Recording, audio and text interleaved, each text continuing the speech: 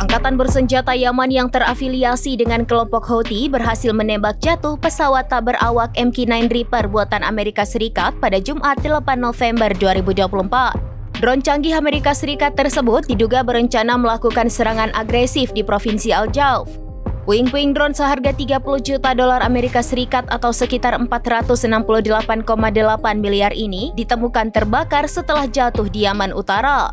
Sementara Amerika Serikat merespons insiden ini dengan melakukan penyelidikan. Sementara itu, Houthi Yaman juga menembakkan rudal ke Israel yang memicu kebakaran. Serangan rudal itu menargetkan pangkalan militer Nahal Sorek.